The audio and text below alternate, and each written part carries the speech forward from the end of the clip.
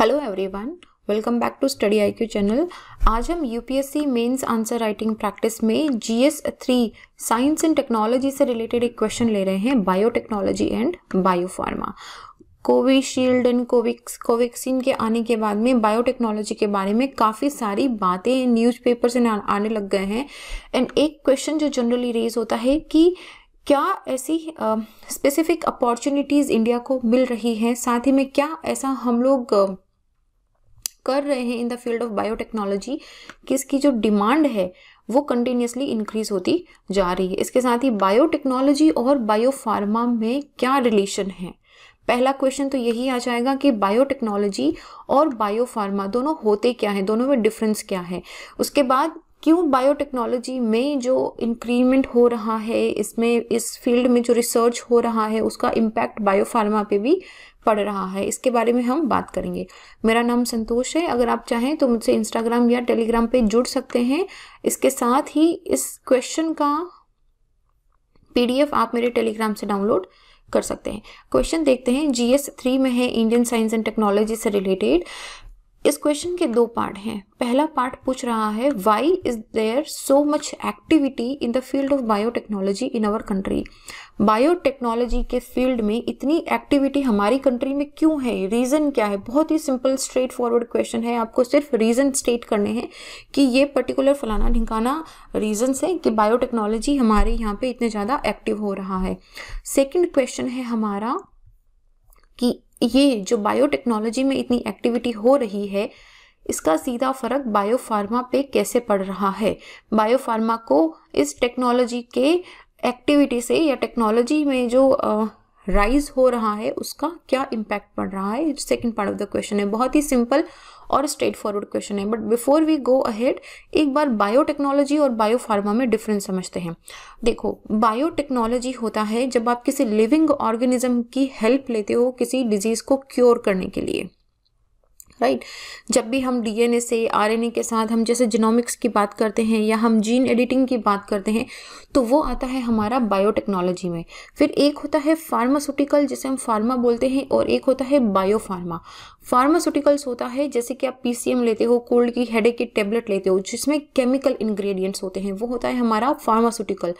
Biopharma में नाम जब बायो जुड़ गया है इसके आगे तो उसका मतलब है इसके अंदर भी किसी तरह के लिविंग ऑर्गेनिज्म की बात हो रही है। तो बायोटेक्नोलॉजी एक छोटे एरिया पे काम करता है। It is more like research and development का फील्ड है। और बायोफार्मा उस बायोटेक्नोलॉजी में जो रिसर्च हुआ है, डेवलपमेंट हुआ है, जो नई टेबलेट या नई वैक्सीन बनी है, उसको बड़े एरिया पे उसको स्प्रेड करना, उसको मार्केटाइज करना, वो होता है बायोफार्मा। ठीक है, तो ये बायोटेक्नोलॉजी एंड बायोफार्मा इसीलिए दोनों बहुत इंटरलिंक्ड है। बायोटेक्नोलॉजी मतलब आप नई टेक्नोलॉजी जनरेट कर रहे हो लिविंग ऑर्गेनिज्म की हेल्प से, और बायोफार्मा आपने जो टेक्नोलॉजी जनरेट करी है उसको आप बाद में सिटीजन्स के लिए उसको यूज कर रहे हो, दैट इज बायोफार्मा। तो ये जनरल छोटा सा डिफरेंस है। तो हमको इसमें ज़्यादा कुछ है नहीं। बायोटेक्नोलॉजी का मतलब, बायो नाम आ गया का मतलब है कि बायोलॉजी हो रही है। बायोलॉजी का मतलब हो गया कि किसी लिविंग ऑर्गेनिज्म के बारे में बात कर रही हूँ। इसकी एप्लीकेशंस होती है एग्रीकल्चर में ले लो आप, चाहे फूड साइंस में ले लो। एग्रीकल्चर में जब हम GM सीड्स की बात करते हैं, फूड साइंस में जब हम फूड फोर्टिफिकेशन या बायो फोर्टिफिकेशन की बात करते हैं, मेडिसिन के अंदर जैसे कि अभी हम लोगों ने जो कोवैक्सीन बनाई है that is a bio medicine. तो UN convention on biological diversity, CBD जो है ये एक मैंडेटरी एग्रीमेंट था UN का। इसमें बायोटेक्नोलॉजी का क्या एप्लीकेशन दिया था कि टेक्नोलॉजिकल एप्लीकेशंस का इस तरीके से यूज़ करना बायोलॉजिकल सिस्टम में जिसमें लिविंग ऑर्गेनिज्म या फिर लिविंग ऑर्गेनिज्म से हुए कोई भी डेरिवेटिव जो हैं उनको मॉडिफाई करा जाए, उनको प्रोसेस करा जाए किसी एक पर्टिकुलर स्पेसिफिक यूज़ के लिए, चाहे वो यूज़ हो सकता है एग्रीकल्चर के लिए, फूड साइंस के लिए, मेडिसिन के लिए। तो ये होता है, उन्होंने बायोटेक्नोलॉजी का डेफिनेशन दिया था कि हमको टेक्नोलॉजी यूज़ करनी है बायोलॉजी के साथ मिला के। तो बायोटेक्नोलॉजी जनरली ऐसी इंडस्ट्रीज़ को टर्म दिया जाता है जिनमें माइक्रो ऑर्गेनिज्म हो गए, जैसे हमारे साइनोबैक्टीरियाज हो गए, हमारे लिविंग प्लांट्स हो गए, एनिमल सेल्स हो गई, इन सब का यूज़ करा जाता है लोगों के साथ में, लोगों के लिए, ताकि हमारी जो डिफरेंट डिजीज हैं उनको क्योर करा जा सके, हमारे जो जीन्स में प्रॉब्लम्स होती है जैसे जीन एडिटिंग है, तो that is a term of for biotechnology also. तो इसमें generally antibiotics, vitamins, vaccines, toxic waste disposal system, जिसमें कि माइक्रो ऑर्गेनिजम्स को इंजेक्ट कर देते हैं, उसके बाद में वो जो ऑर्गेनिक वेस्ट होता है या जो टॉक्सिक वेस्ट होता है उसको वो डिकम्पोज कर देते हैं छोटे छोटे अपने मटेरियल्स के अंदर।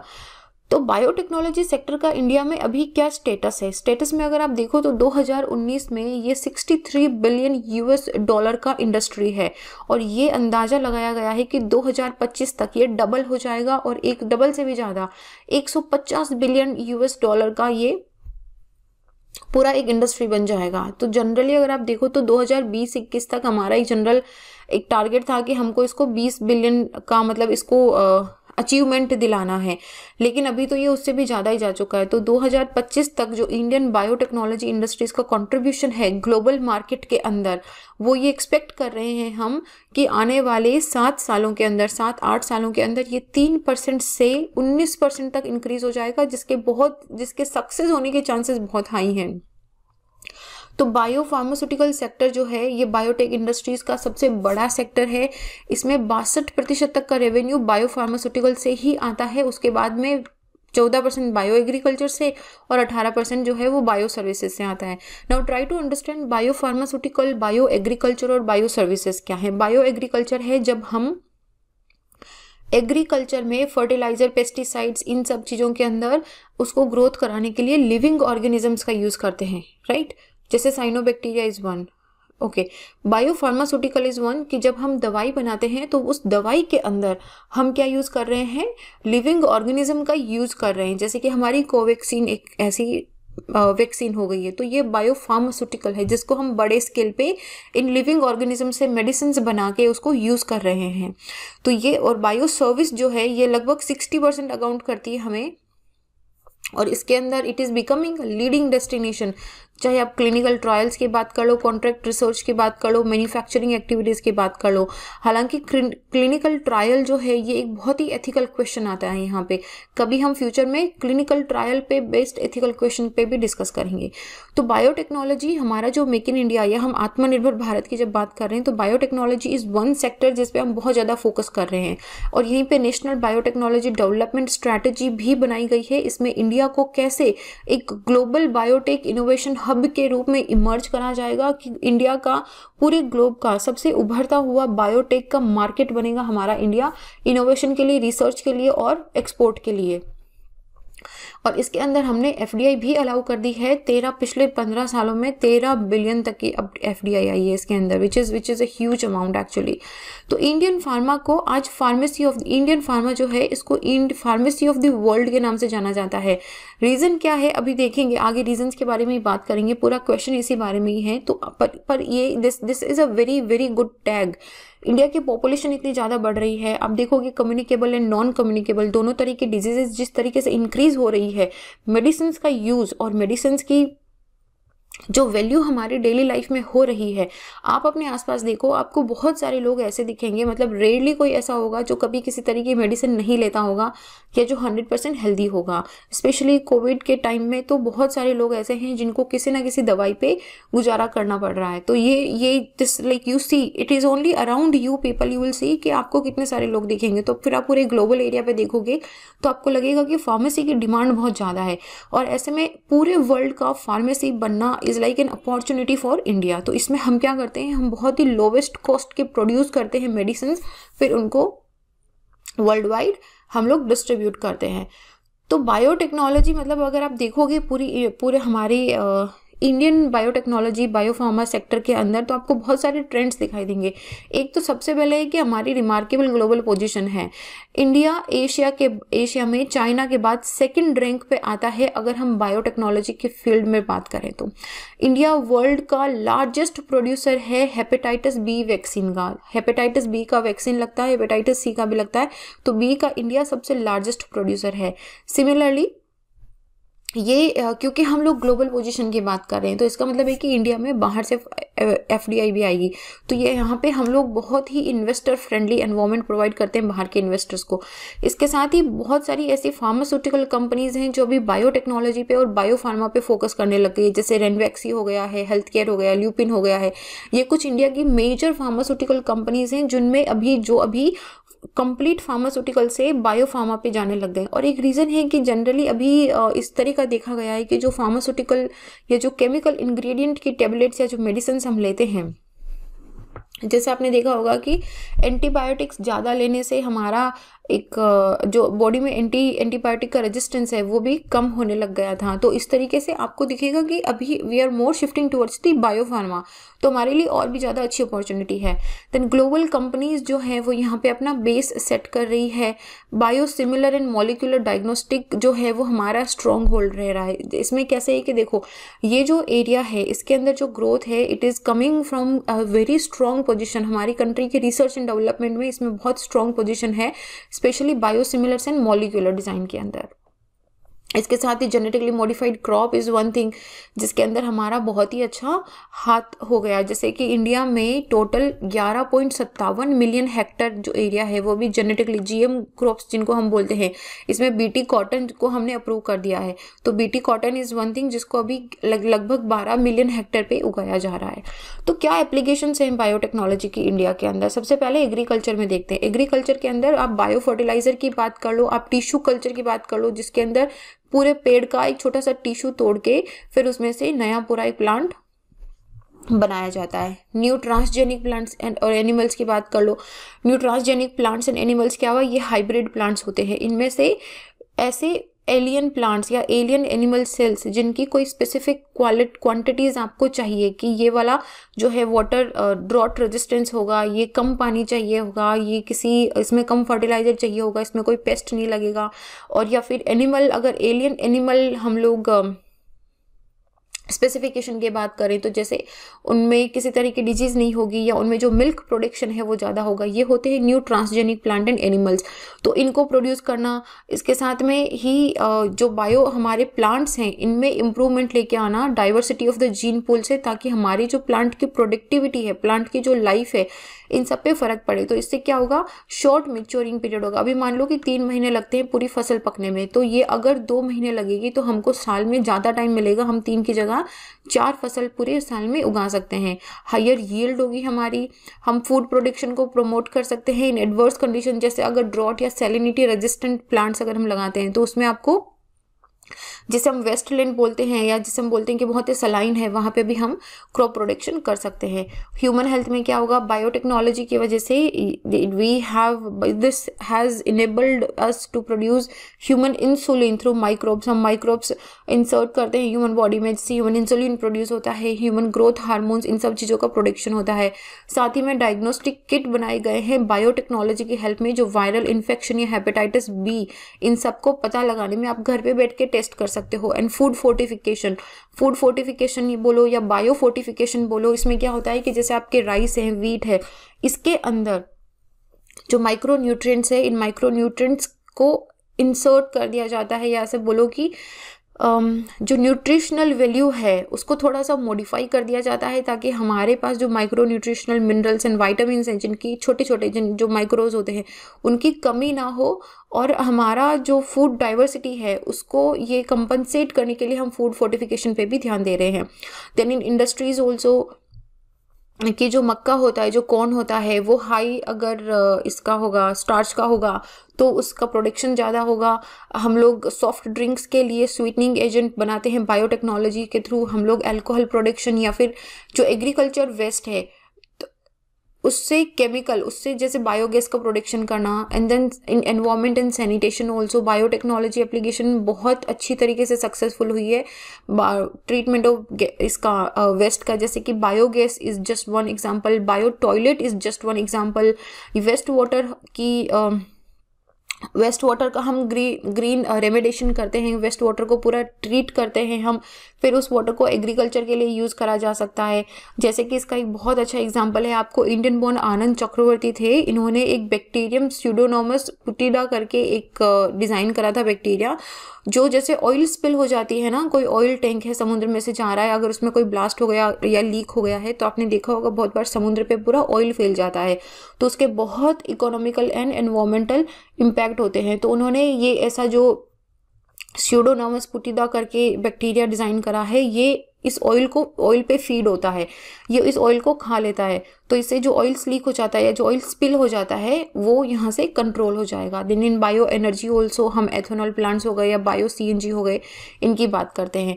तो गवर्नमेंट ने इसको काफ़ी पुश करा है, जैसे कि BIRAC है हमारा, biotechnology industrial research assistant council, department of biotechnology के अंडर ही आता है, DBT बोलते हैं हम इसको। इसमें क्या है इनका मेजर कि हम लोग इसको बायोटेक्नोलॉजी का जो इमर्जिंग एंटरप्राइजेज है, जो प्राइवेट सेक्टर है स्पेशली, उनको स्ट्रेंथन करेंगे, उनको एम्पावर करेंगे, और वहाँ पे जो रिसर्च एंड इनोवेशन हो रही है उसको मोटिवेट करा जाएगा। Then we have the national biopharma mission also, इसको I3 बोलते हैं। I3 का मतलब हुआ I for innovate, I for in, I for India, I3। ये नेशनल बायोफार्मा मिशन है हमारा 2017 का। इसमें जितनी भी इंडस्ट्रीज या फिर एकेडमिक इंस्टीट्यूशन हैं, इन सबको एक साथ में लाया जाएगा बायोफार्मा के सेक्टर के अंदर। इसके साथ ही क्योंकि ये बायो का है तो ministry of health and welfare also comes under this, इसका भी कंट्रीब्यूशन रहता है। तो इन्होंने नए ड्रग्स एंड क्लिनिकल ट्रायल्स के रूल दिए हैं। इसमें इन्होंने जो रेगुलेटरी लैंडस्केप होता है कि जो नई ड्रग्स, या अगर आप किसी वैक्सीन या किसी भी टेबलेट के अप्रूवल के लिए जो क्लिनिकल ट्रायल करते हो, उसके जो रेगुलेटरी मैकेनिज्म है, जो रेगुलेटरी रूल्स हैं, उनमें अपडेशन करा है। इसके साथ ही आपको बहुत जगह पे बायोटेक्नोलॉजी पार्क दिखेंगे, इंक्यूबेटर्स होते हैं अक्रॉस द कंट्री बनाए गए हैं, ताकि जो रिसर्च बनाई गई है, जो रिसर्च करते हैं उनमें उनको प्रोडक्ट्स एंड सर्विसेज में लाया जा सके।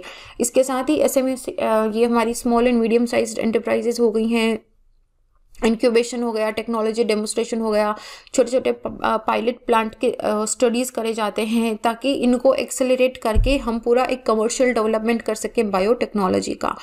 तो सेकंड क्वेश्चन था हमारा कि बायोटेक्नोलॉजी कैसे बायोफार्मा इंडस्ट्री को हेल्प कर रही है डेवलप करने के लिए। बायोफार्मास्यूटिकल ड्रग्स जो है उनका जो स्ट्रक्चर होता है, क्योंकि देखो बायोफार्मा में भी लिंक है bio which means biology which means living organism. इसका मतलब है इनका जो स्ट्रक्चर होता है it is very much suitable on the human compound. इसकी वजह से ये किसी भी they have the potential to cure disease. मतलब जैसे ये डिजीज एंड सिम्टम्स का मतलब क्या हुआ, सिम्टम्स है कि जैसे आपको बुखार आ रहा है, जैसे कि कोविड का ले लो, कोविड के सिम्टम्स हैं, तो एक होता है कि सिम्टम को ट्रीट करना और एक होता है पूरी डिजीज को ट्रीट करना। तो बायो जो फार्मास्यूटिकल है it is on the lines of curing the disease. हम डिजीज़ पे हम पूरा जो जड़ तक है वहाँ तक जाके उसको हटाएंगे, ये इनका पूरा मोटिव रहता है। नाउ बायोटेक्नोलॉजी जो है ये रिसर्चर्स को अलाउ करता है कि आप जो हमारी बॉडी में जो सेल्स होती हैं इनको हम मिक्स कर सकते हैं, हाइब्रिड फ्यूज़ कर सकते हैं, हम DNA रिकॉम्बिनेंट टेक्नोलॉजी यूज़ करते हैं। इन सारी टेक्नोलॉजी से इंडिविजुअल डिजीज़ को हिट करा जाता है, डिजीज़ के हिसाब से बायोटेक्नोलॉजी एंड बायोफार्मा को अपग्रेड करा जाता है, इनको इनोवेट करा जाता है, and then we use this technology for individual diseases. Similarly biopharma जो है ये इसको ऐसे बोलो कि टेलर मेड ट्रीटमेंट जो होते हैं ना, जैसे आप टेलर के पास जाते हो, आपके नाप के हिसाब से आपके कपड़े बनते हैं। सिमिलरली मेडिकल ट्रीटमेंट अगर टेलर ट्रीटमेंट हो जाए, मतलब आपकी बॉडी में, हर इंसान का बॉडी अलग होता है, तो उसके हिसाब से आपके बॉडी के अकॉर्डिंगली क्या सूट होगा, आपका ट्रीटमेंट कैसे जल्दी हो जाएगा। आपको अगर अलग से कोई डिजीज़ है, अगर आपको अलग से कोई प्रॉब्लम है, तो उसके साथ में आपकी जो मेजर प्रॉब्लम है उसको कैसे दूर करा जाए, तो ये टेलर मेड ट्रीटमेंट देता है जितने भी पेशेंट्स हैं उनको। इसके साथ ही ये जीन थेरेपी में भी इसका बहुत बड़ा पोटेंशियल है, और जीन थेरेपी इज़ वन जिसमें जीनोमिक्स हमको बोलते हैं, जिसको क्रिस्पर भी नाम दिया गया था, जीन एडिटिंग का टूल जो था हमारा। तो ये जीन थेरेपी के अंदर एक बहुत बहुत बड़ा पोटेंशियल रखता है। उसके अलावा जैसे कि रैपिडली डिवाइडिंग सेल्स हो गई, जैसे कैंसर हो गया है, तो इनमें इनमें ये हेल्प करेगा कि जैसे कैंसर में क्या होता है कि एक पर्टिकुलर जो हमारा ग्रुप ऑफ सेल्स होता है वो ऐसे मान लो कि विद्रोही हो जाता है, ठीक है, तो वो जो अगर म्यूटेटेड जीन्स है या कोई डिफेक्टिव जीन्स है तो वो पर्टिकुलरली उस एरिया को ही हिट करेगा, आपकी पूरी बॉडी पे इफेक्ट नहीं करेगा। तो अभी कैंसर थेरेपी भी बहुत चेंज हो गया है। साइंटिस्ट अब क्या करते हैं, जो डिफेक्टिव सेल्स हैं सिर्फ उनको हेल्थी सेल्स के साथ में मिक्स नहीं होने देते हैं, उनको अलग से निकाल के नहीं, आई मीन टू से उनको ही ट्रीट करते हैं। तो इंडिया में अभी मतलब देखो अराउंड द वर्ल्ड ना डिजीजेस इंक्रीज हो रही है, मतलब हमारी लाइफस्टाइल इतनी हेल्दी नहीं रही है, we have to accept it. And then this communicable and non communicable, और इस तरीके से कोविड पेंडेमिक नाम की चीज़ें जैसे आ गई है, दिस वन कोविड पेंडेमिक, और अभी क्या श्योरिटी है कि आगे नहीं आएगा। तो this is one field which can save India. अभी हमको जैसे हम हमारे बॉर्डर पे एक आर्मी रखते हैं, सिमिलरली हमको बायोटेक्नोलॉजी के फील्ड में भी हमको अपना डिफेंस जो है इन वायरस एंड बैक्टीरिया से, इनसे बहुत स्ट्रॉन्ग रखना पड़ेगा। और इसी के फील्ड में biotechnology and biopharmaceutical are our warriors. तो ये एक ऐसा सेक्टर है जो ना सिर्फ हमारे लोगों की जान बचा सकता है, रेवेन्यू जनरेट कर सकता है, बल्कि not just in our country but around the world affordable medical ये मार्केट एक प्रोवाइड कर सकता है। जैसे कि हम लोग अफ्रीका के अंदर हो गया, हमारी जेनरिक दवाएं आप जानते हो, जैसे सरकारी अस्पतालों के अंदर बहुत ही सस्ते दामों पे दवाइयाँ मिलती है, those are generic medicine. Now ये जेनरिक मेडिसिन जो हैं इनको हम बाहर जो गरीब कंट्रीज़ हैं, जो डेवलपिंग कंट्रीज़ हैं, उनके अंदर हम सेंड करते हैं ताकि वहाँ पे भी हेल्थ एक बहुत ही बेसिक सोशल आप ऐसे मान लो कि इट इज़ योर राइट, ठीक है, being healthy is your right. तो ये एक ऐसा राइट है जो सबको होना चाहिए। And India is one country जो अगर हम बायोटेक्नोलॉजी के अंदर अगर हम सक्सेसफुल रहते हैं, अगर हम इसी तरीके से राइज होते रहते हैं, तो not just to our country but to abroad countries also ये एक ऐसी बेसिक सर्विस होगी जिसको प्रोवाइड करने में हम बहुत ही सक्सेसफुल रहेंगे। सो ये क्वेश्चन था हमारा पूरा बायोटेक्नोलॉजी एंड बायोफार्म पे। इसको प्लीज़ थोड़ा सा ध्यान से करना, these are like the topics जो जनरली मिस कर देते हैं हम, तो इसको मिस मत करना। And also do write your answers. इस वीडियो का, इस क्वेश्चन का PDF आपको मेरे टेलीग्राम से मिल जाएगा, आप वहाँ से डाउनलोड कर लेना इसे। And this is it in this question. I will see you guys in the next. Till then be happy. जय हिंद।